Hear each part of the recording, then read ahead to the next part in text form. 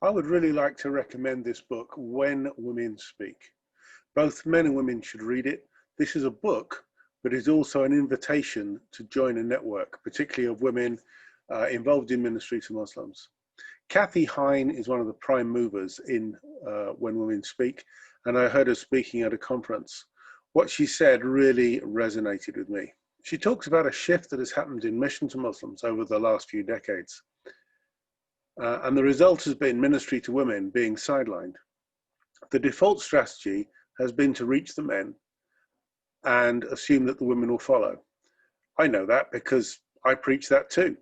I think what happened is that initially mission to Muslims was either framed in one of two ways. One, it was all about engaging Islam as a set of doctrines, and that was one mindset. The other was engaging Islam as a community through things like healthcare and education, in which a Christian community served a Muslim community like the meeting of two worlds that you call people to cross the boundaries. A lot of mission work in the past has gone on like that. Then in the 1980s, along came missiology, the application of social sciences to missionary practice.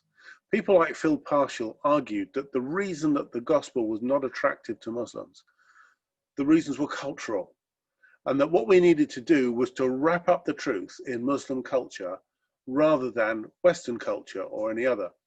Certain obvious aspects of culture were addressed in this approach, but part of the package was the idea of respecting the hierarchy that exists in Muslim Islamic cultures.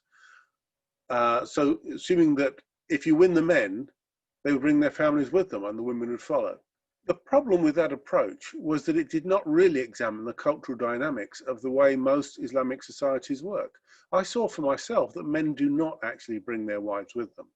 Men relate to men, women relate to women. Besides, when men follow Christ, they're often then afraid that their wives might betray them, and they have a reason for not talking to their wives.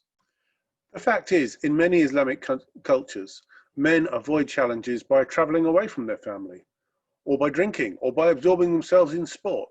There's all kinds of ways men have of remaining agnostic about things.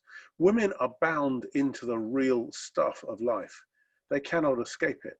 That is why it's often the women that go to the shrines to seek spiritual solutions to practical problems.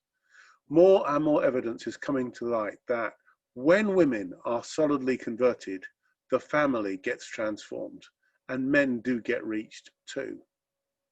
That doesn't mean it's easy, and I've often seen single women workers really struggling to get on the same wavelength as the women they're trying to reach. Read this book and look out for more like it.